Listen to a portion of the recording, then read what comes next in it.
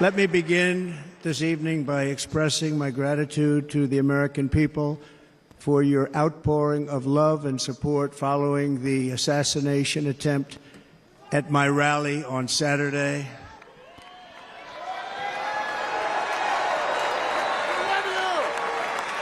As you already know, the assassin's bullet came within a quarter of an inch of taking my life. So many people have asked me, what happened? Tell us what happened, please. And therefore, I will tell you exactly what happened, and you'll never hear it from me a second time because it's actually too painful to tell. It was a warm, beautiful day in the early evening in Butler Township in the great Commonwealth of Pennsylvania.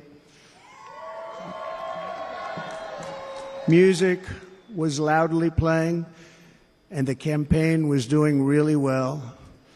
I went to the stage, and the crowd was cheering wildly. Everybody was happy. I began speaking very strongly, powerfully, and happily, because I was discussing the great job my administration did on immigration at the southern border. We were very proud of it.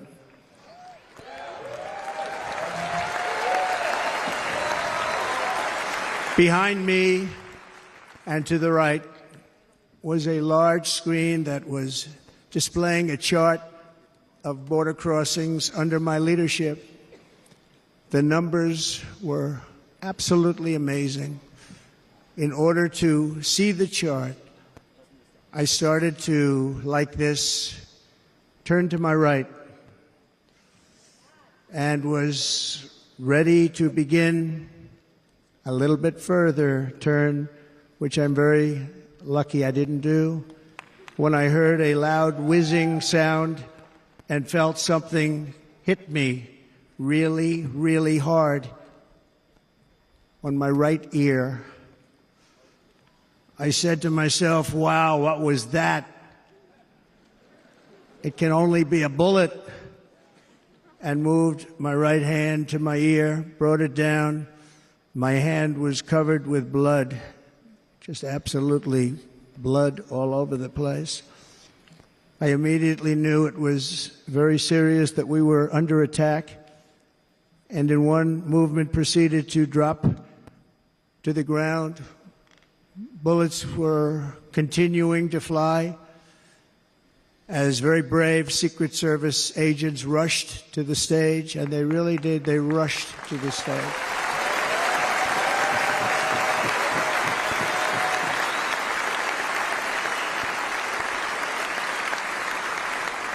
These are great people at great risk, I will tell you, and pounced on top of me so that I would be protected. There was blood pouring everywhere, and yet, in a certain way, I felt very safe because I had God on my side. I felt that.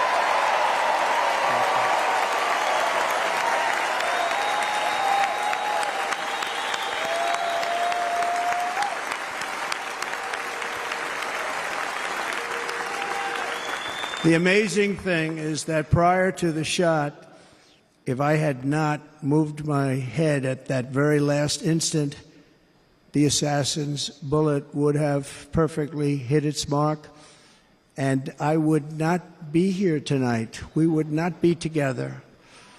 The most incredible aspect of what took place on that terrible evening in the fading sun was actually seen later. In almost all cases, as you probably know, and when even a single bullet is fired, just a single bullet, and we had many bullets that were being fired, crowds run for the exits or stampede, but not in this case. It's very unusual.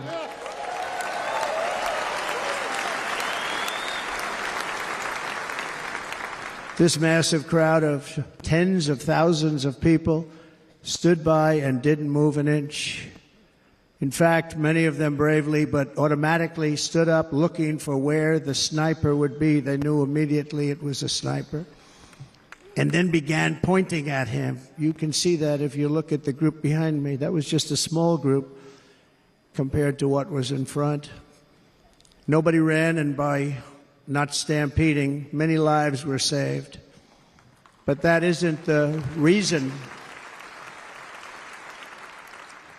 that they didn't move. The reason is that they knew I was in very serious trouble. They saw it. They saw me go down. They saw the blood and thought, actually most did, that I was dead. They knew it was a shot to the head. They saw the blood. And there's an interesting statistic. The ears are the bloodiest part. If something happens with the ears, they bleed more than any other part of the body. For whatever reason, the doctors told me that. I said, why is there so much blood? He said, it's the ears. They bleed more. So we learned something, but they just, this beautiful crowd, they didn't want to leave me. They knew I was in trouble. They didn't want to leave me. And you can see that love written all over their faces. Incredible people. They're incredible people. Bullets were flying over us, yet I felt serene. But now the Secret Service agents were putting themselves in peril. They were in very dangerous territory. Bullets were flying right over them, missing them by a very small amount of inches. And then it all stopped. Our Secret Service sniper, from a much greater distance and with only one bullet used, took the assassin's life, took him out.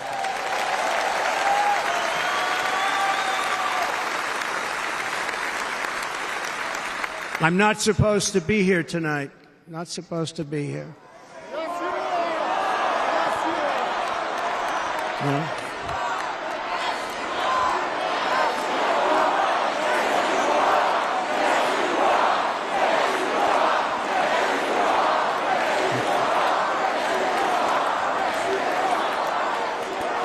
Thank you.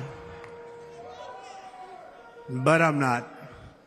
And I'll tell you, I stand before you in this arena only by the grace of Almighty God.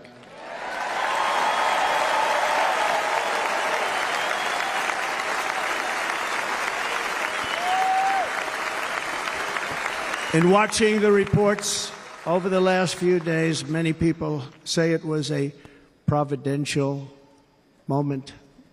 Probably was. When I rose surrounded by Secret Service, the crowd was confused because they thought I was dead, and there was great, great sorrow. I could see that on their faces as I looked out. They didn't know I was looking out. They thought it was over. But I could see it, and I wanted to do something to let them know I was okay. I raised my right arm, looked at the thousands and thousands of people that were breathlessly waiting, and started shouting, "Fight, fight, fight."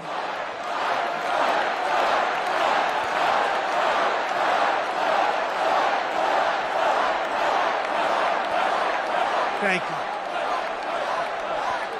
you. Once my clenched fist went up, and it was high into the air. You've all seen that. The crowd realized I was okay and roared with pride for our country like no crowd I have ever heard before. Never heard anything like it. For the rest of my life, I will be grateful for the love shown by that giant audience of patriots that stood bravely on that fateful evening in Pennsylvania. Tragically, the shooter claimed the life of one of our fellow Americans, Corey Comparator.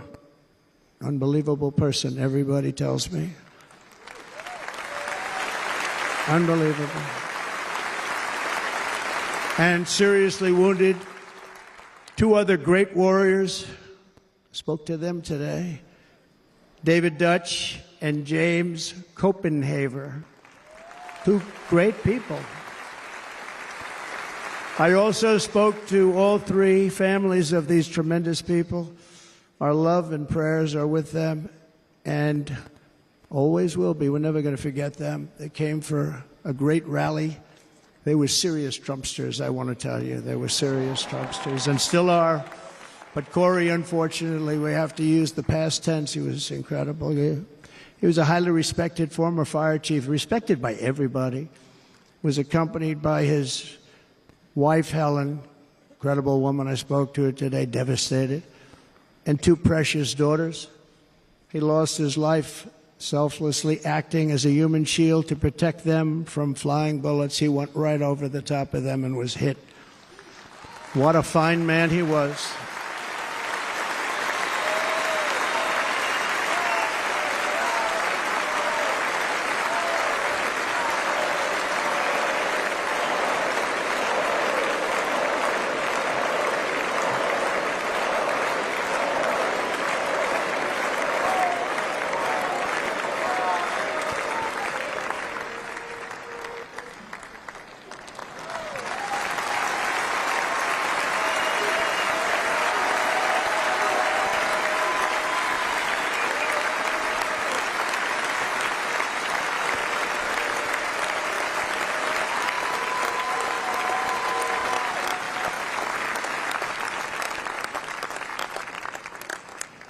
I want to thank the fire department and the family for sending his helmet, his outfit, and it was just something, and they're going to do something very special when they get it. But we did something which cannot match what happened, not even close.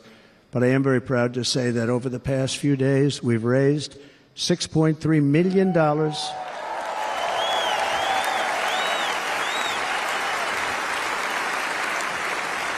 for the families of David, James, and Corey, including from a friend of mine just called up. He sent me a check right here. I just got it. $1 million from Dan Newland. Thank you, Dan. And again, when speaking to the family, I told them, I said, well, I'm going to be sending you a lot of money, but it can't compensate. They all said the same thing. You're right, sir. We appreciate so much what you're doing, but nothing can take the place in the case of Corey. And the other two, by the way, they were very, very seriously injured, but now they're doing very well. They're going to be okay. They're going to be doing very well.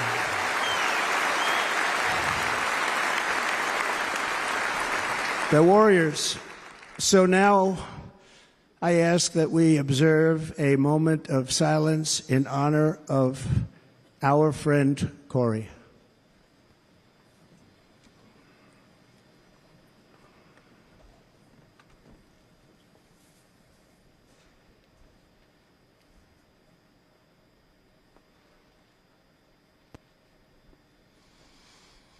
There is no greater love than to lay down one's life for others.